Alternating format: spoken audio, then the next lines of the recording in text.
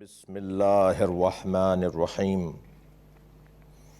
الحمد للہ الذی لا یبلغ مدحتہ القائلون ولا یحصی نعماءہ العادون ولا یعدی حقہ المجتہدون الذی لیس لصفتہ حد محدود ولا نعت موجود ولا وقت معدود ولا اجل ممدود فطر الخلائق بقدرته ونشر الرياح برحمته الصلاة والسلام على الرسول المسدد المصطفى العمجد المحمود الأحمد سيدنا ومولانا ومولى الكونين جد الحسن والحسين وعاني أبا القاسم محمد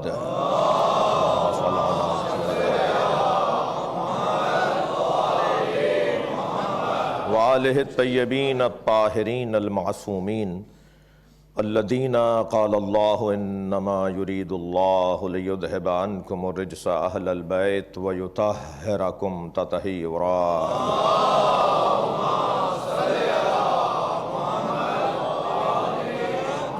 ولعنۃ اللہ علی اعدائہم اجمعین من یوم عداوتہم الی قیام یوم الدین اما بعد قال الحکیم فی قرآن الکریم بسم اللہ الرحمن الرحیم من المؤمنین رجال صدقوا ما عہدوا اللہ علیہ فمنہم من قضى نحبہ ومنہم من ينتظر وما بدلوا تبدیلا صلوات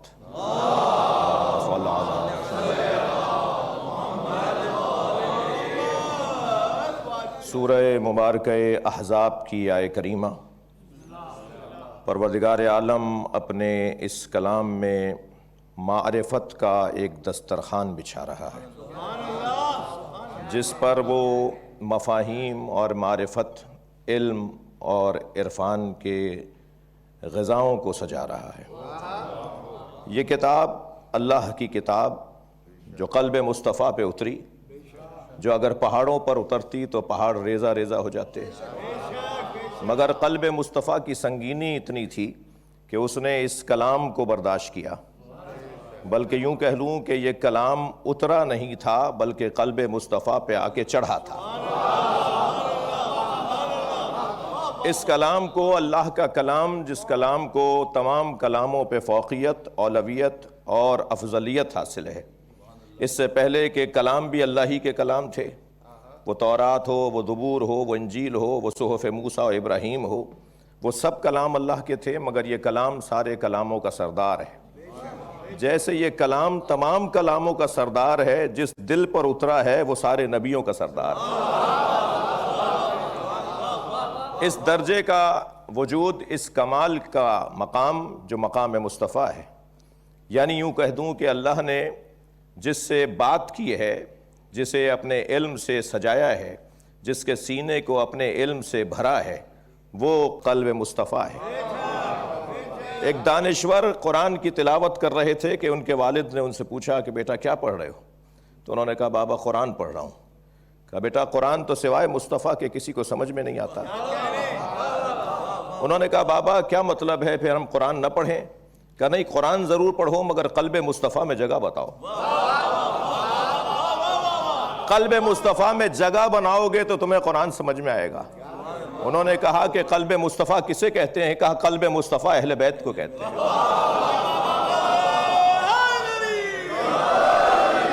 قلب مصطفیٰ وہ سنگین اور وہ اہم ترین مقام ہے کہ جہاں نزول وحی ہوتی ہے۔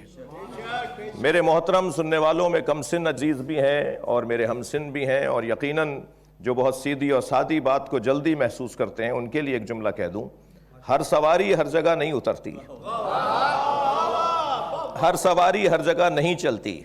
جو سنگین سواریاں ہوتی ہیں ان کے لیے رستے بھی ایسے ہی مضبوط بنائے جاتے ہیں، ورنہ اگر سنگین سواریاں غیر مضبوط رستوں پہ چلیں وہ رستوں کو ہی مسدود کر دیں اور رستوں ہی کو خراب کر دیں۔ لہٰذا سواریوں کی سنگینی رستوں کی مضبوطی کا تقاضا کرتی ہیں۔ یہ وہی ہے جو ہر ایک جگہ نہیں اترتی۔ یعنی اگر فرشتہ کہیں اترتا ہے تو جتنی سنگینی اس فرشتے کے اندر ہے، جتنی سنگینی اس علم میں ہے کہ جو علم الہیہ ہے، تو پھر اسے قبول کرنے کے لیے بھی ایک سنگینی چاہیے۔ ہر جگہ ہر کام نہیں ہو سکتا، ہر جگہ فرشتہ نہیں اترتا، ہر جگہ اللہ کا کلام نہیں اترتا۔ تو یہ کلام جس گھر میں اترا ہے اس گھر کے تذکرے کو نبی اور آل نبی کا تذکرہ کہتے ہیں۔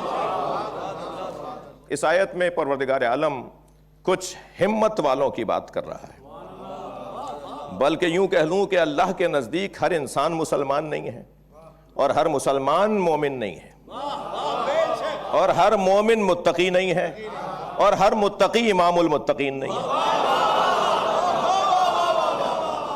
اللہ کے نزدیک ہر ایک کو اس کی زحمت اور محنت کے مطابق مقام دیا گیا ہے۔ وہ نہ تو کسی کا رشتہ دار ہے اور نہ ہی وہ کسی کا پڑوسی ہے۔ اللہ جسم نہیں رکھتا، اس لیے وہ کسی کا پڑوسی نہیں ہے۔ جسم کو مکان کی ضرورت ہوتی ہے، اور جہاں جسم نہ ہو وہاں مکان نہیں ہوتا، اور جہاں مکان نہ ہو وہاں پڑوس نہیں ہوتا۔ اللہ کا کسی سے کیونکہ پڑوس نہیں ہے، اور نہ ہی اللہ سے کسی سے رشتہ داری ہے، اس لیے کہ وہ لم یلد ہے ولم یولد ہے، نہ وہ کسی کا بیٹا ہے نہ وہ کسی کا باپ ہے۔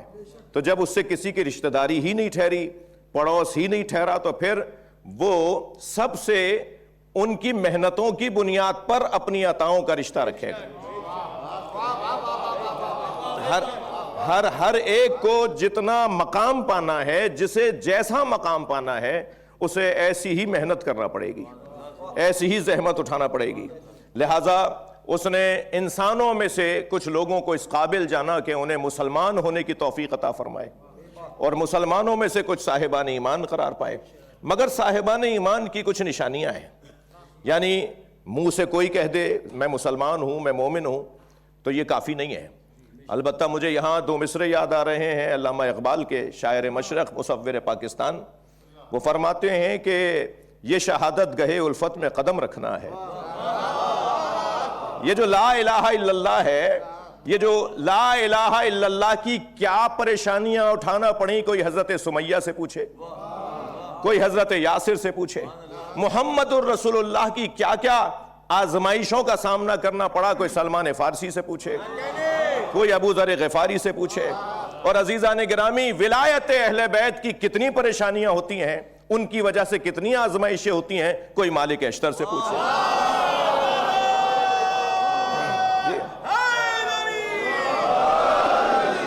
تو یہ تو آسان کام تو ہے نہیں، جسے اقبال کہتے ہیں کہ یہ شہادت گہے الفت میں قدم رکھنا ہے۔ لوگ آسان سمجھتے ہیں مسلمان ہونا، جب مسلمان ہونا آسان نہیں ہے تو پھر مومن ہونا آسان کیسے ہوگا؟ تو اب اللہ مومنین کی کچھ نشانیاں بیان کر رہا ہے۔ میں پھر ایک جملہ یہاں تکرار نہ صحیح لیکن مفہوم کا تکرار ضرور کرتا چلوں کہ اللہ کو نہ ہی زبان سے کہنے والا مسلمان چاہیے، اس لیے کہ اگر مجھے میری مملکت اس کو اللہ سالم رکھے، اسے اللہ ترقی عطا فرمائے، اس کی سرحدوں کی اللہ حفاظت فرمائے، بلکہ میں یوں کہوں گا کہ اس کی نظریاتی سرحدوں کی حفاظت فرمائے اور اس کی زمینی سرحدوں کی حفاظت فرمائے۔ اس وطن کے اندر ہمیں پہچاننے اور جاننے کے لیے ایک کارڈ بنا کے دیا جاتا ہے، جس کی بنیاد پر ہم پہچانے جاتے ہیں کہ ہم پاکستانی ہیں۔ اللہ کو شناختی کارڈ کا مسلمان نہیں چاہیے،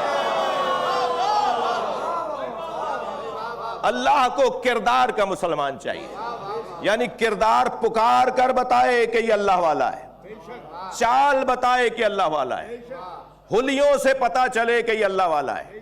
اور پھر یاد رہے کہ وہ جو نشانیاں پروردگار عالم نے صاحبان ایمان کی بیان فرمائی ہیں، ان میں سے ایک نشانی جسے آج عنوان گفتگو قرار دیا، اللہ ارشاد فرماتا ہے من المؤمنین رجال، عجیب لہجہ ہے، صاحبان دقت، قرآن فہمی کے ذوق رکھنے والے، قرآن کے طالب علم تشریف فرمائے ہیں۔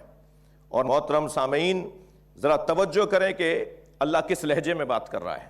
یاد رہے کہ اللہ کا لہجہ بھی وہی سنائے گا، وہی پڑھ کر بتائے گا جو اس لہجے سے آشنا ہو۔ بھائی قرآن عربی میں ہے نا، تو ہر عربی جاننے والا قرآن پڑھ لیتا، مگر اللہ نے اپنے نبی، آخری نبی، خاتم الانبیاء نبی کی بعثت کے 4 مقصدوں میں ایک مقصد یتلو علیہم آیاتہ بیان کیا ہے۔ ہم نے اپنے مصطفیٰ کو بھیجا ہی اس لیے ہے تاکہ وہ ان پر آیات کو تلاوت کر کے سنائے. بھائی میں پھر تو جملہ تکرار کر رہا ہوں, کوئی بھی قرآن پڑھ لیتا, عربی میں ہے, عربی جاننے والے تو ماشاءاللہ وہ قرآن پڑھ لیتے, لیکن کیوں تلاوت کر کے بتائیں؟ اس لیے کہ یہ کسی کا کلام ہے اور کلام لہجوں سے جڑا ہوا ہوتا ہے. اگر لہجہ پتہ نہیں ہوگا تو کلام کا مطلب بھی سامنے نہیں آئے گا. مسلمان کی تو حالت یہ ہے, یعنی ہم دعوے داران علم کی تو حالت یہ ہے کہ وہ اپنے آپ کو علمی میدان میں سب سے بڑا جانتے ہیں, مگر الف لام میم کا آج تک ترجمہ نہیں کر پائے.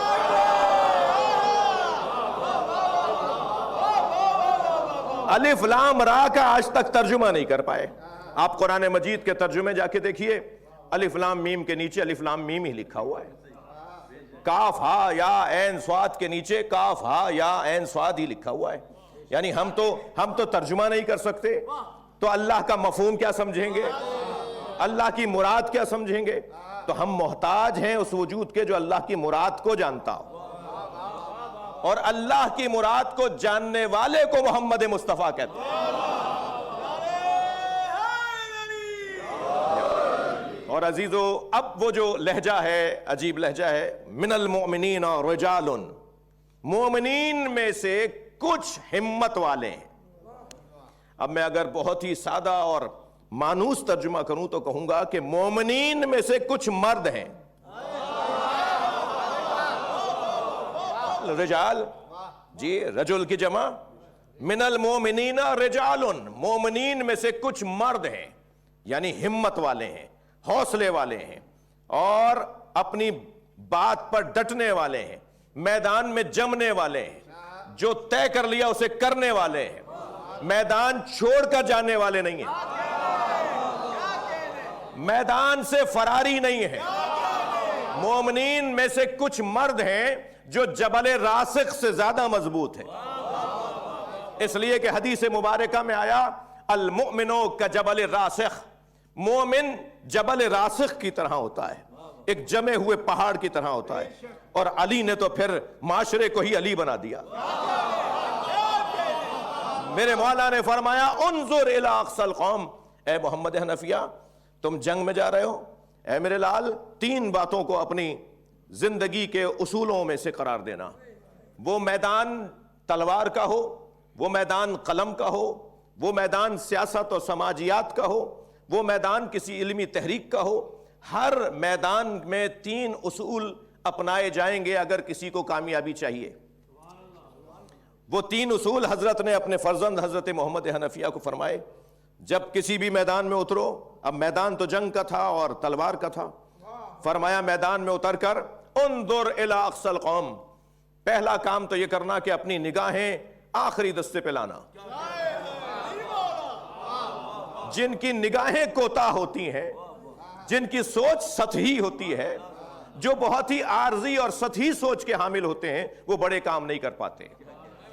لیکن جن کی نگاہیں دور رس ہوتی ہیں, جو دور تک دیکھنے کے لوگ ہوتے ہیں, جنہیں کسی دوربین کی بے ساکی کی ضرورت نہیں پڑتی, بلکہ خود وہ دیکھ رہے ہوتے ہیں کہ بات کہاں تک پہنچے گی, وہ ہیں کہ جو آگے تک جا سکتے ہیں. انظر الی اقصی القوم. اور پھر قد قدمائک تدول الجبال ولا تدل, اور پھر جب میدان میں اترو تو اپنے پیروں کو زمین میں ایسے گاڑ لینا کہ پہاڑ ہٹ جائیں مگر تم نہ ہٹنے پاؤ. میدان میں ڈٹنا, میدان میں رکنا, اپنی بات کا دھنی ہونا, یہ ہے وہ مومنین کی نشانیوں میں سے. اور پھر مولا نے ایک تیسرا اصول یہ دیا کہ جب پیر زمین میں گاڑ کر میدان میں رکے رہو, آخری دستے پہ نگاہ رکھو, تو پھر کامیابی تمہارا مقدر ہے. مگر کامیاب ہو جانا ہی کامیابی نہیں ہے, کامیابی کو محفوظ کرنا کامیابی. بہت سارے لوگ منزل تک پہنچ جاتے ہیں مگر منزل پر باقی نہیں رہ پاتے. مولا علی نے نسخہ دیا کہ اگر کامیاب ہو جاؤ تو پھر اپنے آپ کو سمجھانا کہ اس میں تمہارا کوئی ہنر نہیں ہے, اس لیے کہ یہاں سے وہ تکبر کی بیماری شروع ہوتی ہے, یہاں سے وہ خود پسندی کی بیماری شروع ہو جاتی ہے. اور ہر وہ شخص جو خود پسندی کا شکار ہو جائے, وہ شخص کبھی بھی ترقی نہیں کر پاتا. اگر ہم اپنے کام سے مطمئن ہو جائیں، میں آپ کی اور اپنی بات کر رہا ہوں، میں اللہ، رسول اور معصومین کی بات نہیں کر رہا، ان کا میدان فکر اور فراست کچھ اور ہے، ہمارا میدان ہمیں انہوں نے کچھ اور بتایا ہے۔ ہر شخص کو اپنی حدوں کا پتہ ہونا چاہیے۔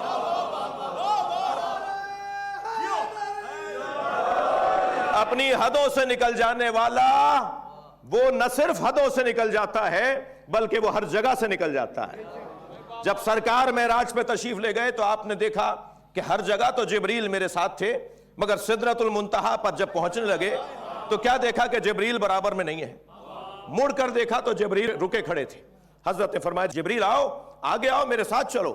تو جبریل امین علیہ السلام کی آواز آئی، یا رسول اللہ ھذا موقفی، جہاں میں کھڑا ہوں یہ میری جگہ ہے۔ الذی ودعنی اللہ، جسے اللہ نے قرار دیا ہے۔ لو دنوت انملتن، میں اگر ایک قدم بھی آگے جاؤں گا تو جل جاؤں گا۔ یعنی اگر مجھے آپ کہنے کی اجازت دیں کہ جو اپنی حدوں کو پہچان لے ہم اسے علیہ السلام بھی کہتے ہیں۔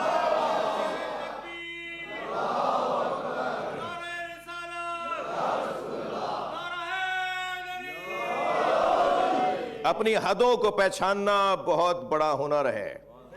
میں یہاں اپنے سماج کا ایک درد بھی روتا جاؤں۔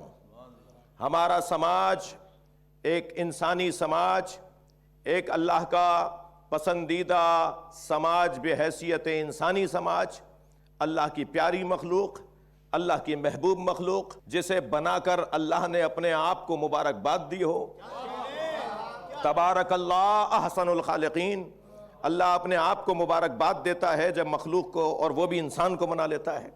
اور پھر انسان کو بنانے کے بعد جسے ضعیف بھی بنایا، جسے عجول بھی بنایا، اسے اتنا بڑا عظیم بھی بنایا کہ ساری کائنات اس کے حوالے کر دی۔ یہ شمس و قمر تیرے حوالے، یہ زمین و آسمان تیرے حوالے۔ مگر جب تک تو یہ یاد رکھے گا کہ یہ سب تیرے حوالے ہے تو تو تکبر اور غرور کا شکار ہو سکتا ہے۔ مگر فوراً اپنے آپ کو سمجھانا کہ یہ سب میرے لیے ہے مگر میں اللہ کے لیے ہوں۔ خلقت الخلق لأجلک، اے انسان میں نے ساری مخلوق تیرے لیے بنائی ہے۔ وَخَلَقْتُكَ لِأَجْلِي، مگر تجھے اپنے لیے بنایا ہے۔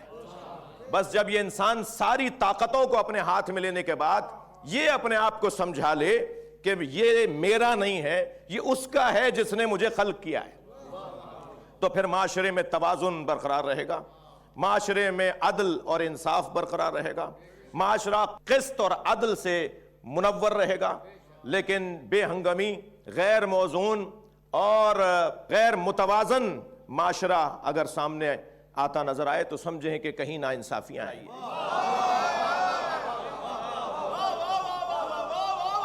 آپ دیکھیے کس کا روب حسین سے زیادہ ہے۔ نانا کے دین کو بچانے والا، بظاہر نرغہ عادہ میں گھرنے والا، آج بھی ہر انسان کی ضرورت بن گیا ہے۔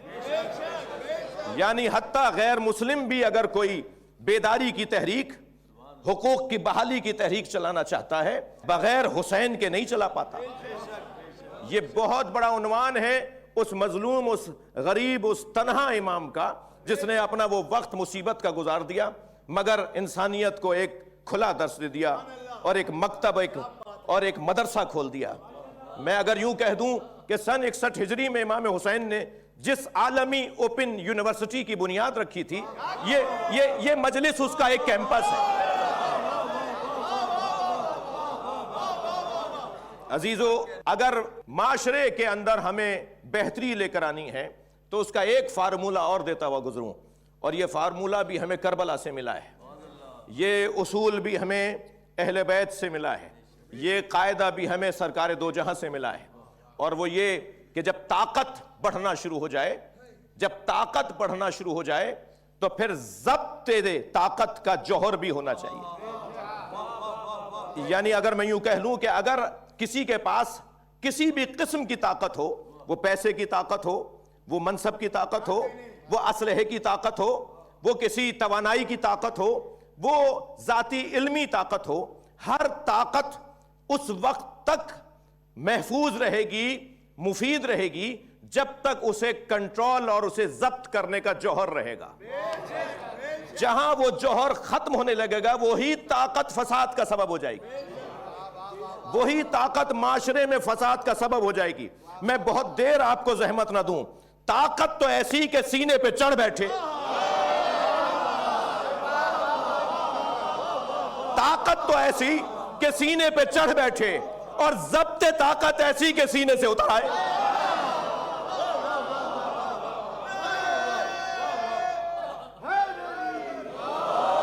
من المؤمنین رجال صدقوا ما عہد اللہ علیہ۔ یہ جو قرآن مجید کا پہلا اس آیہ کریمہ کا جملہ ہے، مومنین میں سے کچھ ہمت والے ہیں، مومنین میں سے کچھ مردانہ وار لوگ ہیں، مومنین میں سے کچھ بڑے لوگ ہیں، عظیم لوگ ہیں، کہ وہ کہ جو اپنے اللہ سے کیے ہوئے عہد کو پورا کرتے ہیں۔ دیکھیے وعدہ پورا کرنا کتنا مشکل ہے، اور وعدے سے زیادہ مشکل عہد ہے۔ جب اپنے جیسوں سے کیا ہوا معاملہ پورا کر دیا جائے تو اسے وعدہ کہا جاتا ہے، لیکن جب رب سے کیا ہوا معاملہ پورا کر دیا جائے تو اسے عہد کہا جاتا ہے۔ اور عہد الہی انجام دینے والے صرف اور صرف اللہ کو دیکھتے ہیں، وہ یہ نہیں دیکھتے کہ میرے ساتھ 72 ہیں یا 72,000، وہ تو بلکہ چراغ بجھا کر کہتے ہیں کہ جسے جانا ہے چلا جائے، مجھے تو جسے راضی کرنا ہے میں اس کے ساتھ اکیلا بھی رہ سکتا ہوں۔ وہ جو انسان کو مضبوطی عطا کرنے والا گھر ہے وہ مضبوط لوگوں کا گھر ہے، وہ جنہیں اللہ نے نفس مطمئنہ کہہ کے پکارا۔ یہ من المؤمنین رجال، مضبوط لوگوں کی بات ہو رہی ہے، توانا لوگوں کی بات ہو رہی ہے۔ انسان معاف کیجئے گا انچی ٹیپوں سے اور فٹوں سے نہیں ناپا جاتا، انسان اپنے ایمان سے اور کردار سے ناپا جاتا ہے۔ اور ایمان اور کردار کی بالیدگی اور مضبوطی یہ کیسے ممکن ہے کہ بغیر کربلا کے نصیب ہو جائے؟ میں اگر یوں کہہ دوں کہ ہم سب اثر پذیر بھی ہیں اور اثر گزار بھی ہیں، یعنی اب تک کی گفتگو کو اگر میں یوں کہوں کہ اگر ہمیں مضبوط ہونا ہے، اگر ہمیں فلسفہ خودی سے آشنا ہونا ہے، اگر ہمیں خود اعتمادی تک جانا ہے، اگر ہمیں خود انحصاری تک جانا ہے، اگر ہمیں اپنے پیروں پہ کھڑا ہونا ہے، اگر ہمیں اپنے اوپر بھروسہ کرنا ہے، تو وہ اسی صورت میں ممکن ہے کہ ان کے دروازے پر آ جائیں جنہوں نے رب کے علاوہ کسی اور کے آگے ہاتھ نہیں پھیلایا۔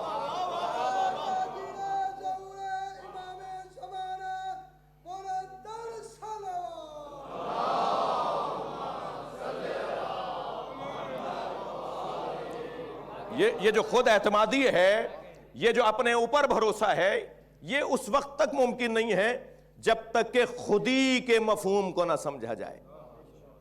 مفہوم خودی میں سمجھتا ہوں، میں دعوت فکر دے رہا ہوں سوچنے اور سمجھنے والوں کو، وہ یہ کہ ہر دور سے زیادہ دوبارہ شاعر مشرق کو پڑھنے کی ضرورت ہے۔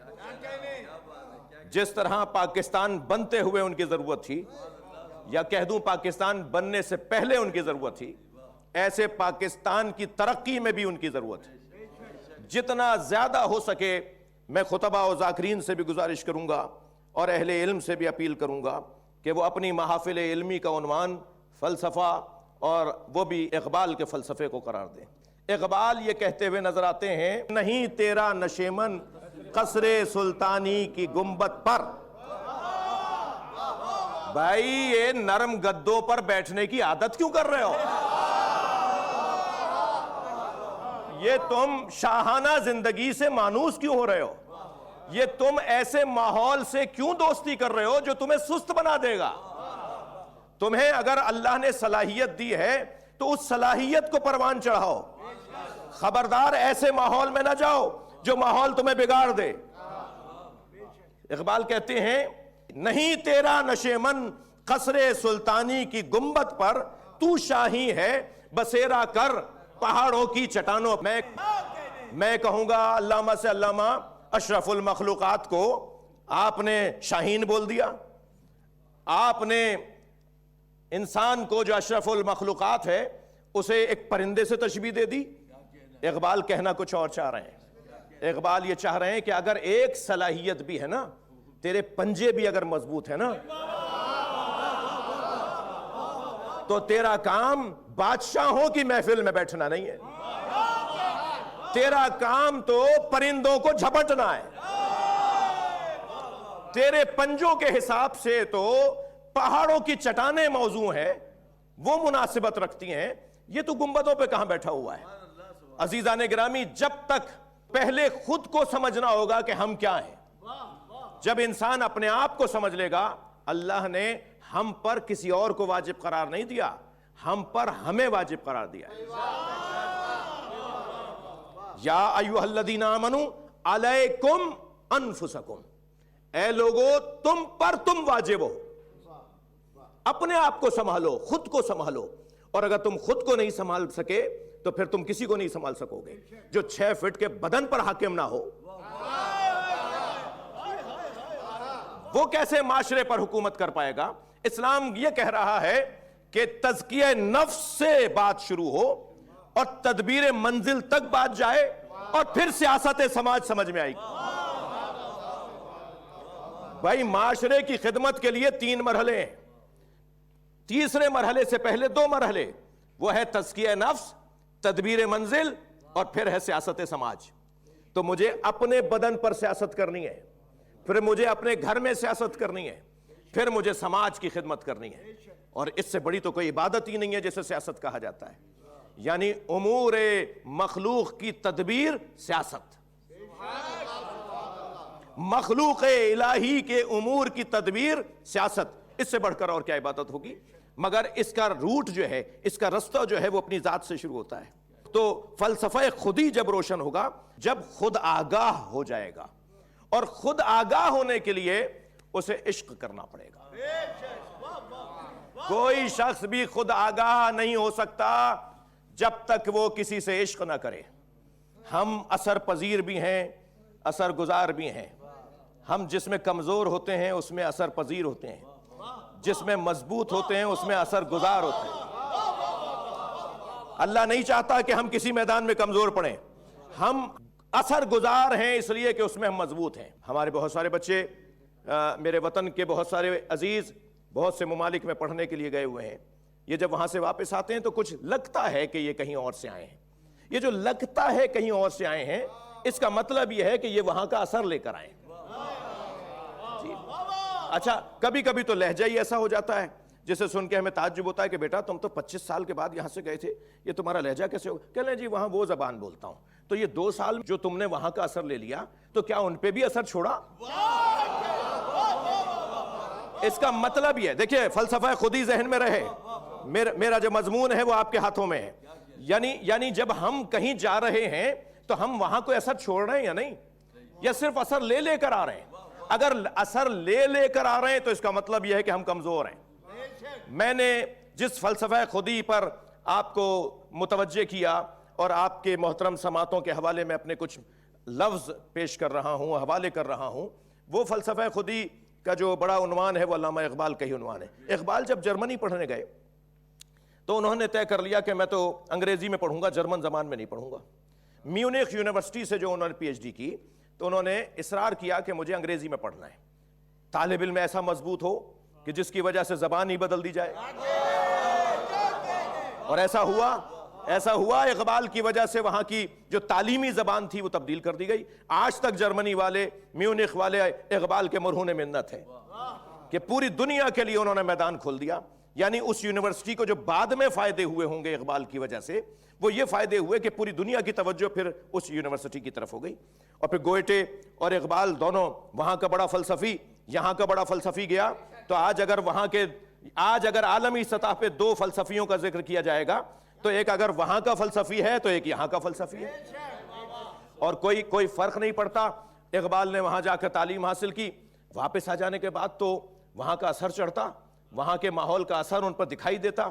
لیکن اقبال واپس آ کر اور انقلابی ہو گئے، اور زیادہ ان کے فکر میں نکھار آ گیا، اور زیادہ انہوں نے فلسفہ خودی کو اور فلسفہ بے خودی کو، یقیناً وقت کی تنگی ہے، اقبال کا ایک فلسفہ خودی ہے تو ایک فلسفہ بے خودی ہے.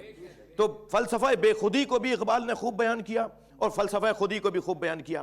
واپس آ کر تو اور زیادہ انقلابی لگے. اب کوئی سوچ سکتا ہے نا کہ یہ کیا ہوا؟ انہوں نے ان پر اثر چھوڑا، ان کا اثر نہیں لیا، اسے انہیں 2 مصروں میں بیان کیا ہے. اقبال کہتے ہیں کہ خیرہ نہ کر سکا مجھے جلوے دانش فرنگ. یہ جو یورپ کی تعلیم کا جو جلوہ تھا، یہ جو مغرب کی تعلیم کا جلوہ تھا، اس سے مجھے کوئی اثر نہیں ہوا. خیرہ نہ کر سکا مجھے جلوے دانش فرنگ، سرما ہے میری آنکھ کا خاک مدینہ و نجف.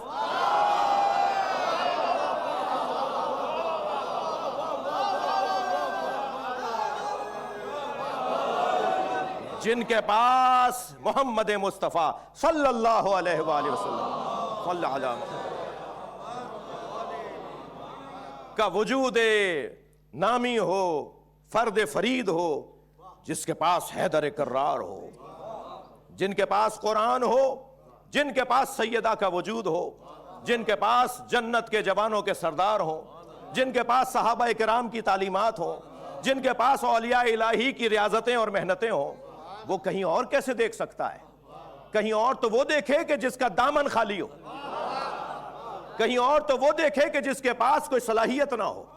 ساری دنیا کو جہاں دیکھنا ہے وہ ہم ہیں، مگر یہ اپنے آپ کو باور کرانا ہے، یہ اپنے آپ کو سمجھانا ہے کہ ہمارے اندر کیا کیا صلاحیتیں ہیں جو پروردگار عالم نے ہمیں عطا کی ہیں.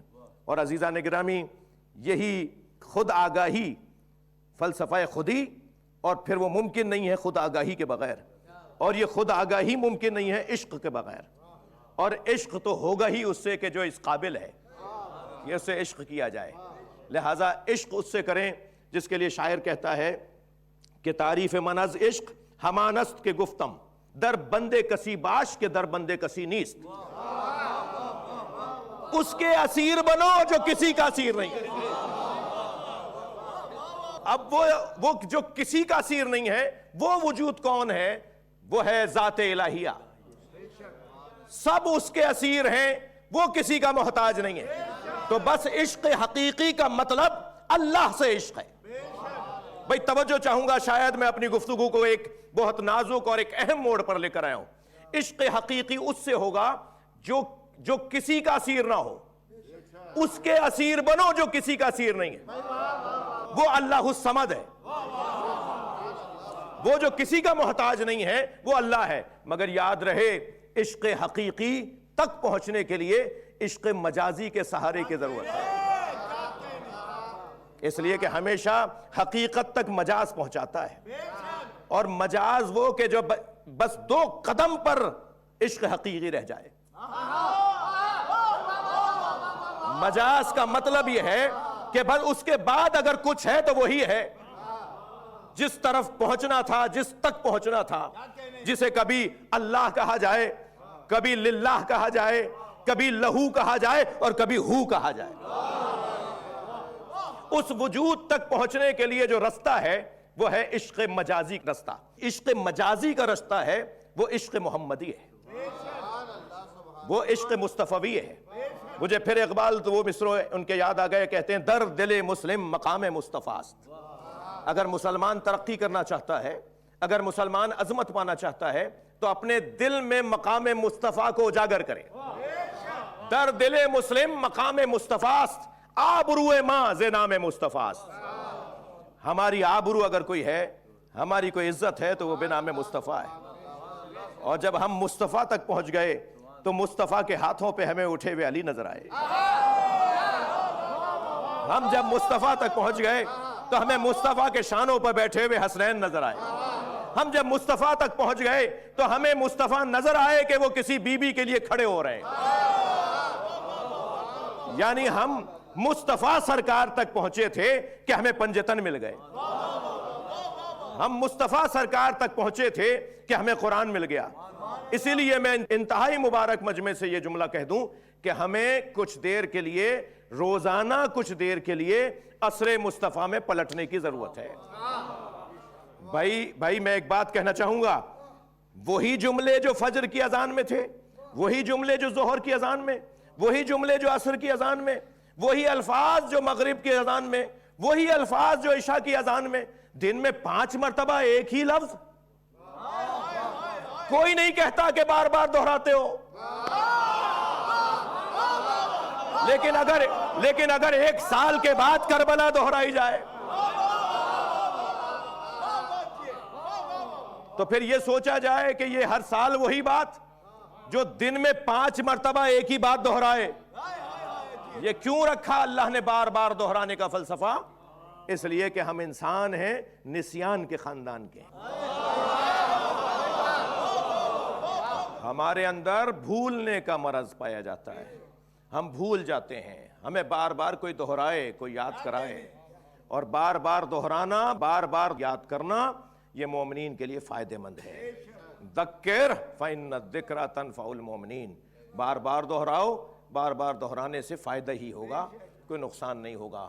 قرآن کی بہت سی آیتیں ہیں جو بار بار آئی ہیں، انبیاء کے بہت سے قصے ہیں جو بار بار سنائے جاتے ہیں، اذان بار بار سنتے ہیں، نماز وہی بار بار پڑھتے ہیں، ہم بہت سارے کام بار بار کرتے ہیں جو ہماری ضرورت کے لیے اللہ نے قرار دی ہے۔ ان میں سے ایک ضرورت یہ ہے کہ ہم اثر پذیر بننے کے لیے اس دروازے پر آ جائیں کہ جو عشق مجازی کا دروازہ ہے، اور عشق مجازی تک جب پہنچیں گے تو پھر کچھ ہی دیر کے بعد عشق حقیقی تک پہنچنے کا موقع ملے گا۔ 2 قدم پر عشق حقیقی، 2 قدم پر عشق حقیقی ہے، اللہ، رسول اللہ، علی، یعنی 2 قدم پر عشق حقیقی ہے۔ اگر نزولی ہجرت کی جائے تو اللہ، رسول اور علی، اور سعودی ہجرت کی جائے تو علی، رسول اللہ اور اللہ۔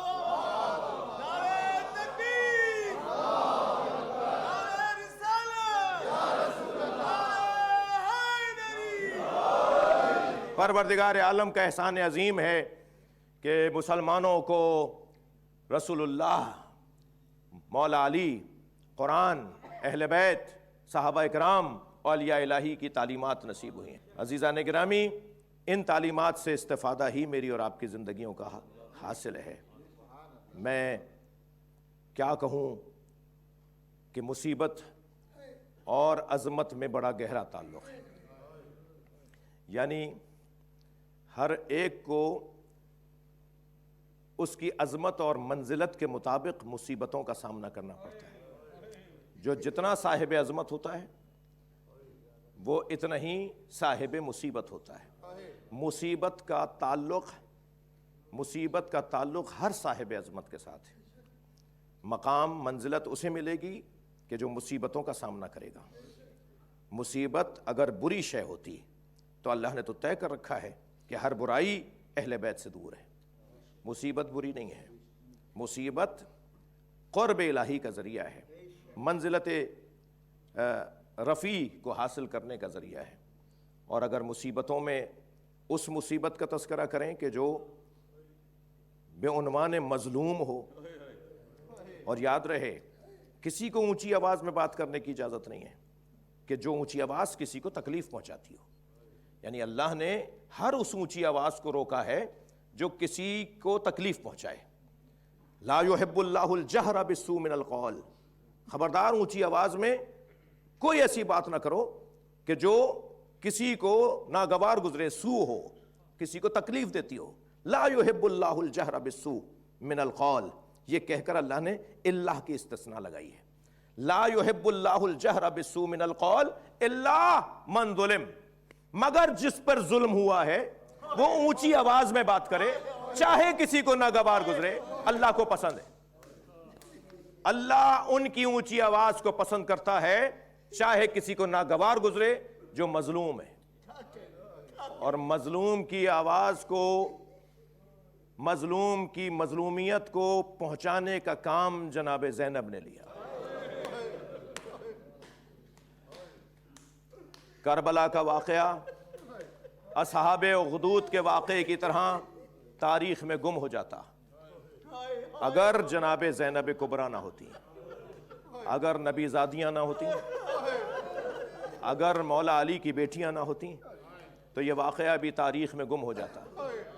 اب سمجھ میں آتا ہے کہ امام حسین اپنے حرم کو لے کر، بیویوں کو لے کر کربلا کیوں آئے۔ اس لیے کہ نبی نے بشارت دیتی تھی ان الحسین مصباح الہدی و سفینۃ النجات، میرا حسین چراغ ہدایت ہے اور کشتی نجات ہے۔ تو چراغ ہدایت اور نجات کی کشتی بنانے کا جو ہے امام حسین نے اہتمام کیا ہے، وہ اہتمام یہ ہے، بہن زینب میرے ساتھ کربلا چلو، اے سکینہ، اے ام رباب علیہ السلام، اے بیبیوں میرے ساتھ کربلا چلو۔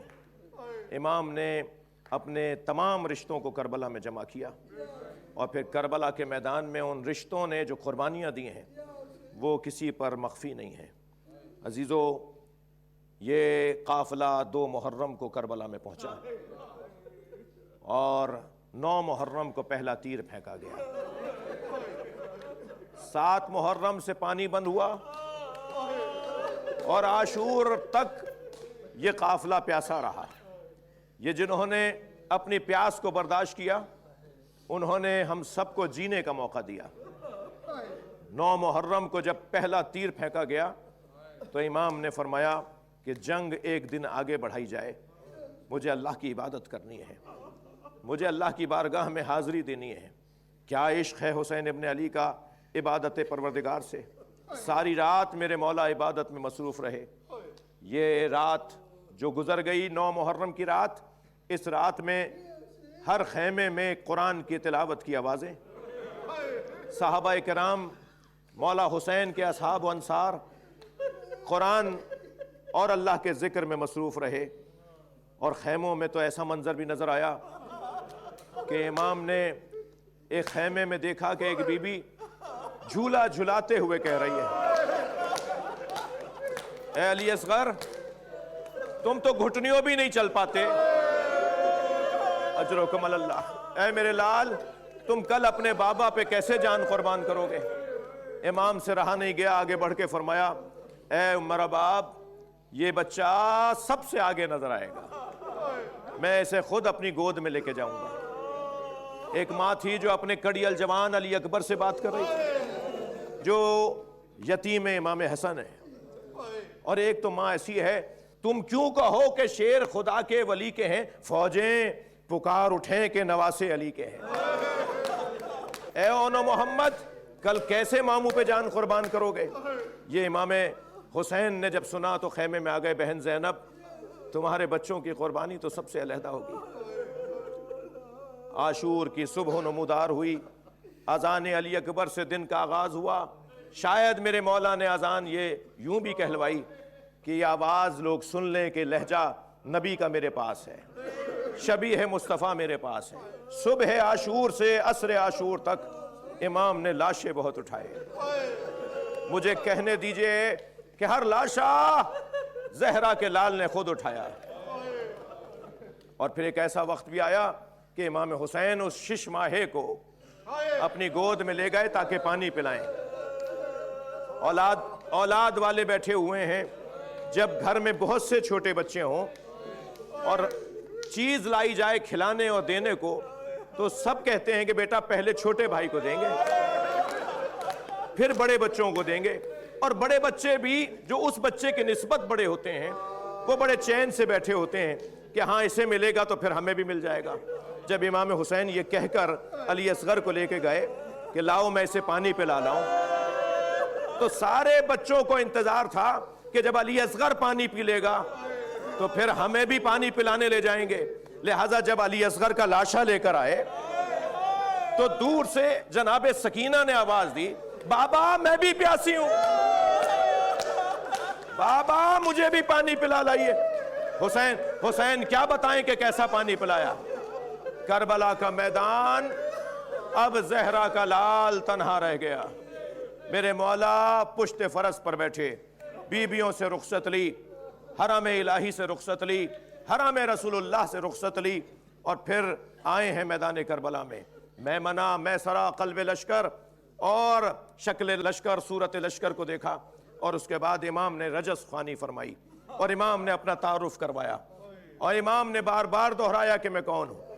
اور جب امام نے حجت تمام کر دی تو آواز دی، ان کانا دین محمد لم یستقم الا بقتلی فیا سیوف و خزینی، اگر دین محمد میرے قتل کے علاوہ بچنے والا نہیں تو تلواروں آؤ میرے ٹکڑے ٹکڑے کر ڈالو۔ اور پھر کربلا کا میدان ہے اور زہرا کا لال ہے کہ ایک مرتبہ امام حسین نے دشمن کا حملے کا جواب دیا اور کچھ دیر تک اپنے بابا کے جوہر شجاعت دکھائے اور ایسے شجاعت کے جوہر دکھائے کہ فوجیں بھاگنے لگیں، الامان الحفیظ کی آوازیں آنے لگیں. اور جب میرے مولا نے دیکھا کہ یہ میں جہاں جاتا ہوں یہ بھاگتے ہیں، بلکہ سپاہیوں کو تو ہر طرف سے حسین آتے نظر آئے، وہ بھاگ کر کہتا تھا یہاں سے حسین آ رہے ہیں، پھر اسے اسی سمت سے حسین آتے نظر آتے تھے جہاں وہ جا رہا ہوتا تھا اپنی جان بچا کر. اس وقت امام نے گھوڑے کی پشت پہ خود کو کھڑا کیا اور کھڑے ہو کر نہر کی طرف رخ کیا اور آواز دے کر کہا اے میرے عباس اٹھو، اپنے اکیلے مولا کی جنگ دیکھو. اجرکم اللہ، اجرکم اللہ. اللہ آپ کو کوئی غم نہ دے سوائے غم اہل بیت.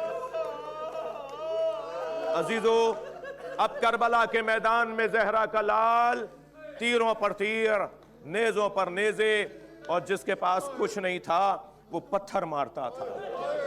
وہ امام حسین کو کربلا کی گرم ریت اپنی مٹھی میں اٹھا کر مارتا تھا اور حسین گھوڑے پہ ڈگمگانے لگے، کبھی دائیں کبھی بائیں، بار بار زین پکڑ کے سنبھلتے تھے. اور پھر ایک مرتبہ آواز دی انا للہ وَإِنَّا إِلَيْهِ رَاجِعُونَ. آواز آئی یا ایتھا النفس المطمئنہ ارجعی الی ربک راضیۃ مرضیہ. مولا زین سے زمین کی طرف آئے. عزادارو، حسین نے زین فرض چھوڑ تو دی مگر زمین تک آنے میں بہت دیر لگی. تیروں پر معلق بدن رہا زہرا کے لال کا. اور پھر ایک مرتبہ قاتلوں کا حلقہ تنگ ہونے لگا، تلوار نیزہ برچھی اٹھائے لوگ قریب آتے چلے گئے. اور پھر کربلا کے میدان میں ایک ایسا منظر بنا کہ 70 قدم کے فاصلے سے ایک برابر کی بہن نے کھڑے ہو کر منظر دیکھا اور آواز دے کر کہا کوئی ہے جو میرے ماں جائے کو بچائے. اور ایک مرتبہ امام حسین نے اشارہ کیا کہ زینب خیمے میں چلی جاؤ، اور بی بی خیمے میں پہنچی تو سیاہ آندھیاں آنے لگیں، زلزلہ آنے لگا. امام سجاد کو اٹھا کر کہا زین العابدین اٹھو، دیکھو یہ زلزلہ کیسا ہے. فرمایا پھوپھی اماں ذرا خیمے کا پردہ ہٹائیے. اب جو خیمے کا پردہ ہٹا، نیزے کی انی پر زہرا کے لال کا کٹا ہوا سر.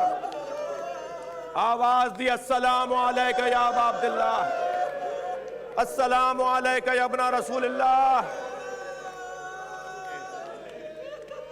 خیمے لٹ گئے، خیموں کو آگ لگا دی، بچیوں کے بالیاں اتار لی گئیں، بیبیوں کے سروں سے مخنے چادریں اتار لی گئیں. کربلا کا دن ڈھلنے لگا، شام آ گئی اور شام بھی شام غریبہ آ گئی.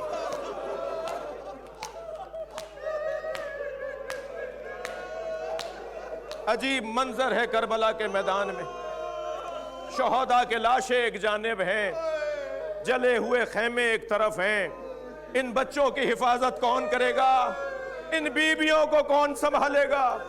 علی کی شیر دل بیٹی جناب زینب کبریٰ ایک ٹوٹی ہوئی چوب کو اٹھا کر، ایک جلی ہوئی چوب کو اٹھا کر بیبیوں کی حفاظت کے لیے مامور ہیں. آواز دی بہن ام کلثوم سب کو ایک جگہ لا کے بٹھاؤ. جب سب ایک جگہ آ گئے تو دیکھا کہ کچھ بچے نظر نہیں آ رہے، کچھ بچے ہیں جو نظر نہیں آ رہے. اس لیے کہ جب خیمے جلے تھے تو خیموں سے بچے ایسے نکلے جیسے تسبیح کا دھاگا ٹوٹ جائے تو دانے بکھر جاتے ہیں. فرمایا کچھ بچے نظر نہیں آ رہے. اب دونوں بیٹیاں ہیں، مولا علی کی دونوں بیٹیاں بچوں کو ڈھونڈنے نکلی ہیں. بیابان میں اندھیرا ہے، کہیں روشنی نہیں ہے. مارنے والے اپنے کشتے اٹھا کر لے گئے. ادھر اہل بیت کا قافلہ لٹا ہوا ہے، آوازیں دیتی جا رہی ہیں بچوں کہاں ہو. کہ ایک مرتبہ کیا دیکھا، 2 بچے سو رہے ہیں. قریب جا کے دیکھا تو کیا دیکھا، گھوڑوں کی قدموں سے، گھوڑوں کے سموں سے ان بچوں کا دم نکل گیا. مگر ان بچوں میں ایک بچی ہے اور بھی ہے جسے ڈھونڈتے ڈھونڈتے پہنچے ہیں مقتل میں، جہاں دیکھا کہ حسین مولا کے لاشے کے قریب، حسین کی سکینہ سو رہی ہیں. सकीना उठो, कहाँ सो रही हो? कहा फूफी अम्मा ये मेरे बाबा का लाशा है, मेरे बाबा ने अपने चाहने वालों को सलाम कहा है। सकीना को गोद में उठाया, लाकर वहां बिठाया जहां बीबियां बैठी थीं। अज़ादारो, शाम गरीबा में एक अजीब मंजर बना। मुझे नहीं पता कि पानी कहां से आया, मुझे नहीं मालूम कि खाना कहां से आया, मगर मक्तल निगारों ने लिखा है, मक्तल निगारों ने लिखा है कि पानी और खाना आया। लेकिन जब पानी लेकर जनाबे ज़ैनब आगे बढ़ी तो सकीना बीबी के सामने कूजा रखा और कहा सकीना पानी पी लो। तो एक मर्तबा आवाज आई, फूफी अम्मा आप पहले पानी पीजिए। फरमाया सकीना पहले बच्चे पानी पीते। तो बस ये जुमला सुना, कूजा उठाया और अंधेरे बयाबान में जाने। पूछा सकीना कहां जा रही हो? कहा फूफी अम्मा आप ही ने कहा है कि पहले बच्चे पानी पीते, बाबा भैया को पानी पिलाने लेकर। इन्ना लिल्लाहि व इन्ना इलैहि राजिऊन। रिदन बिक़दाइही व तस्लीमन लिअम्रिही। ला माबूदा सिवाक या गयासल मुस्तगीसीन।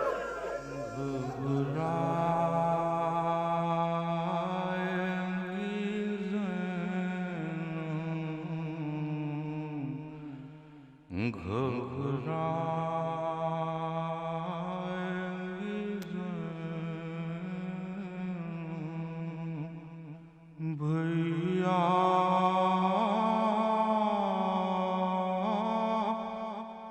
तुम्हें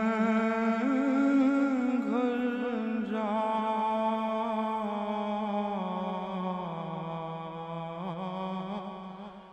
के कहाँ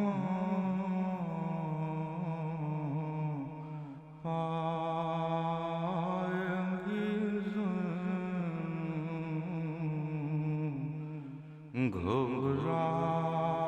घबराएंगी कैसा ये भरा घर हुआ बर्बाद लाई क्या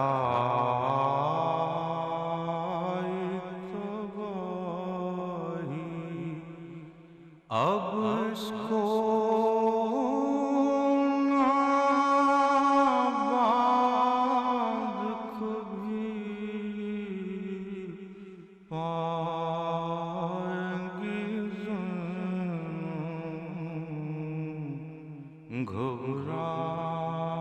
घबराएंगी फट जा बस देखते ही घर को कलेजा यादेंगे भैया। दिल ढूंढेगा हमको तो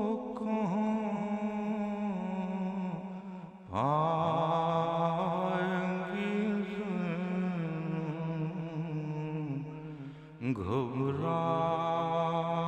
घबराएंगी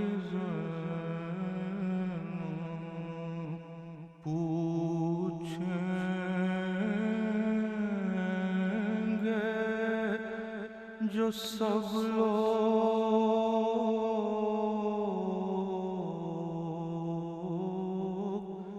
के बाजू को हुआ क्या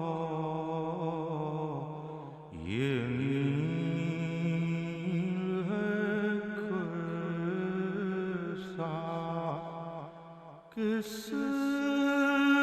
किसको निशान रस्सी के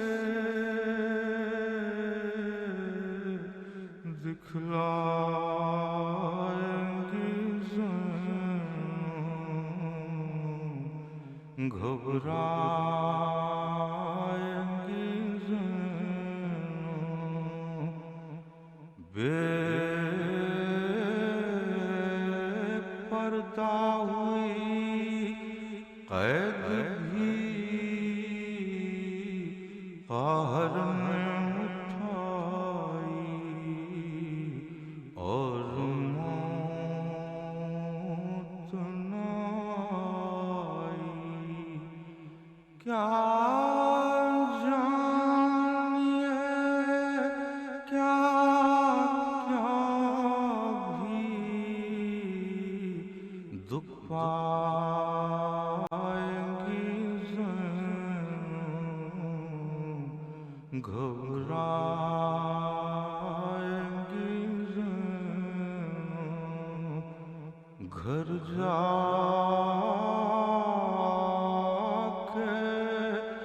किसे देखेगी कासिम है नाबास अकबर से भी है आस अपने अली असगर को कहाँ पाएंगी ज़ैनों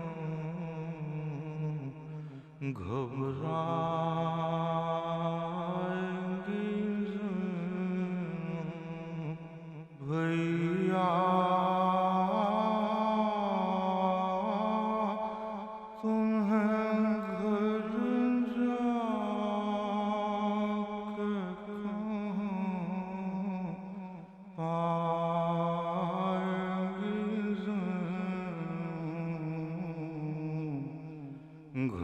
घबराएंगी ज़ैनों। सलाम खाक नशीनों पे सुगवारों का गरीब देते हैं पुरसा तुम्हारे प्यारों का।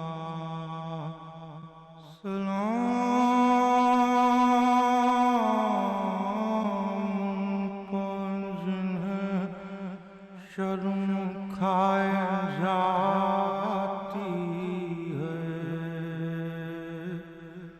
खुले सरों पर सीरी की खाक आती है। सलाम उस पर जो ज़हमत कश सलासिल है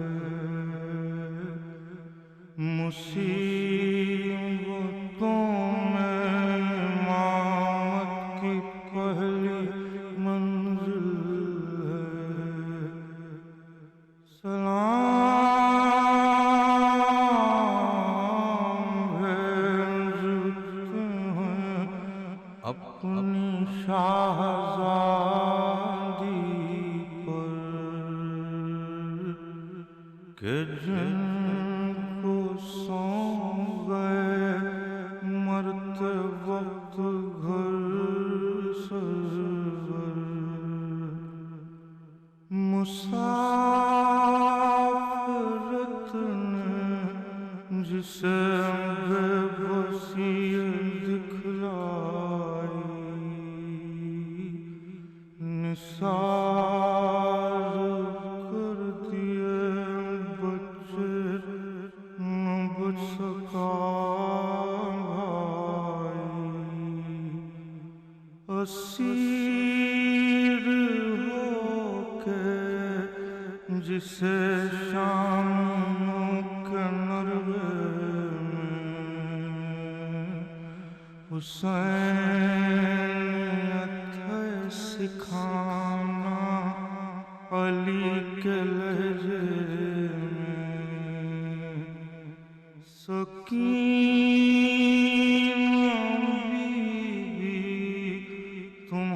तुम्हारे गुलाम हाजिर हैं। बुझे जो प्यास तो अश्कों के जाम हाजिर हैं। ये सिन, ये हश्र, ये सदमे नए नए